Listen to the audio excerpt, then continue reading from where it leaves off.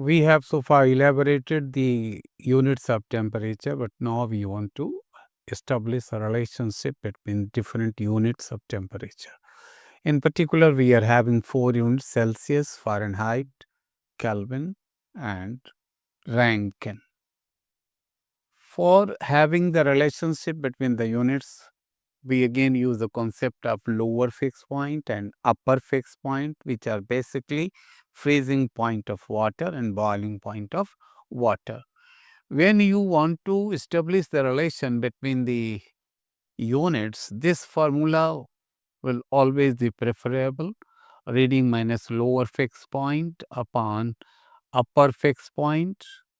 You have the option, you might say upper fixed point or higher fixed point minus lower fixed point. That should be constant. Constant means you use Celsius scale, get the ratio, then you use Fahrenheit scale, get the ratio, equate them, you'll find the value as desired by you. You see, in Celsius, you want to find the reading, then suppose the reading is C, this is 0, lower fixed point, that is ice point or freezing point of water. Then upper point, fixed point is boiling point of water 100 degrees Celsius. Then again this is 0. Now you want the same thing for Fahrenheit scale. It's going to be F, the reading on Fahrenheit scale. The lower fixed point, this will be 32 degree Fahrenheit. This is going to be 212 minus 32. Similarly, you can have the same thing for Kelvin and other scales. This is going to be C upon 100 and F minus 32 upon 180. Then if you take common, you will have C upon 5, C upon 5, that is F minus 32 upon 9. It becomes F equal to 9 by 5 C plus 32.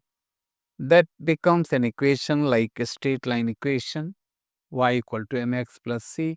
If you plot the graph between the readings of Fahrenheit and Celsius for the same very temperature, this is going to be of this type.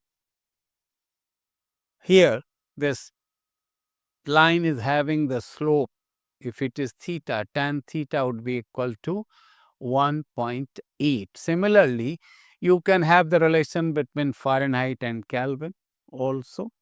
One thing is very common or remarkable, you might say it's very relevant, that in order to convert this Celsius reading into Kelvin, you need add 273.15. It is now Kelvin. But this is a bit inconvenient to use 0.15 time and again. That's why we prefer only 273 and we convert it into Kelvin.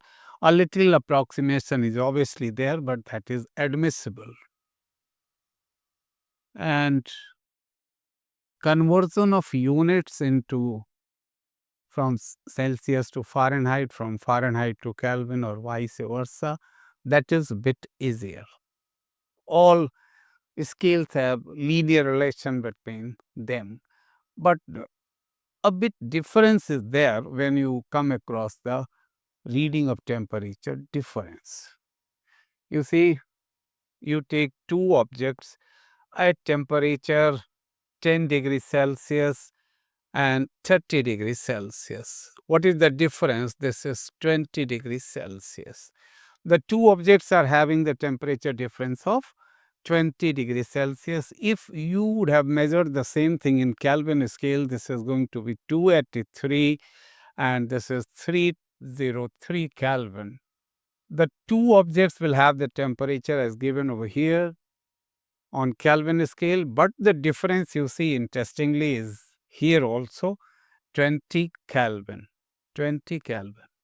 So what is the inference that we draw from here is when you notice the difference of temperature, whether it is Celsius scale or Kelvin scale, both the scales will be having equal amount of reading as far as the difference is concerned.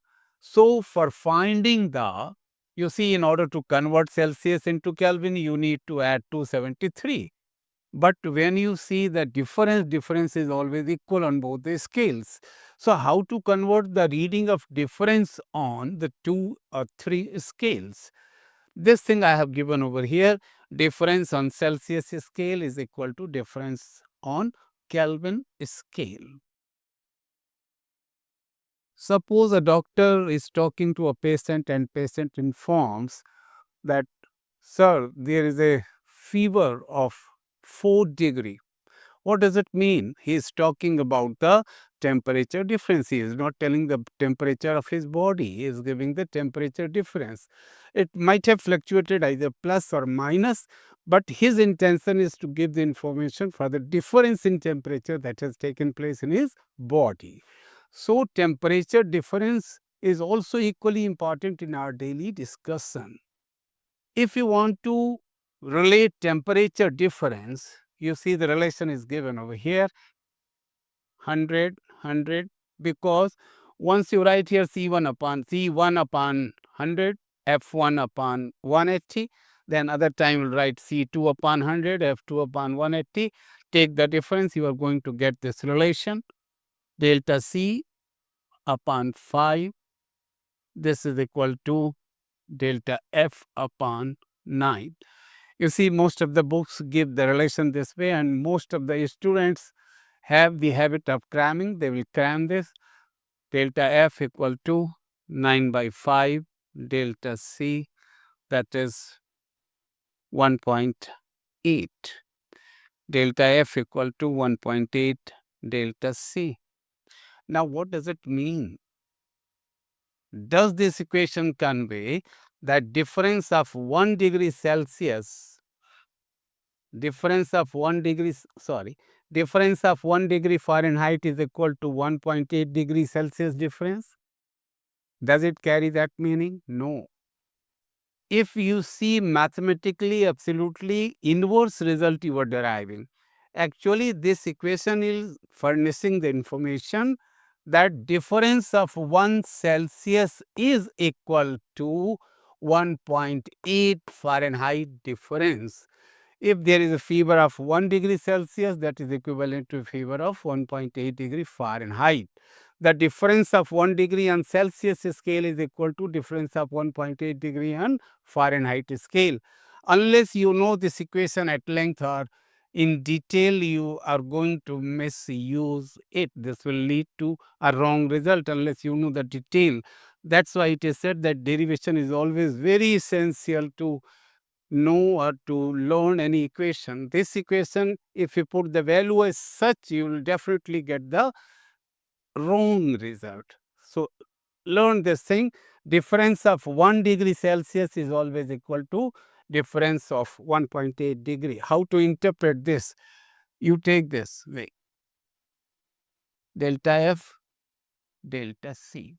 It says the reading of 1 degree multiplied by 1.8 becomes the reading on Fahrenheit degree. That means the difference of 1 degree multiplied by 1 degree Celsius multiplied by 1.8 becomes the difference on Fahrenheit scale. Then sometimes we come across the situation in which the thermometer is wrongly calibrated and still we want to find accurate result. In that case, again you have to remember this equation, no change at all. Only thing is that you will find this ratio for faulty thermometer, then again you will find this ratio for correct thermometer. Lower and upper fixed points are already there. You are interested to find the reading either in faulty thermometer or in correct thermometer. Simply you take the ratio and equate, you will get the result.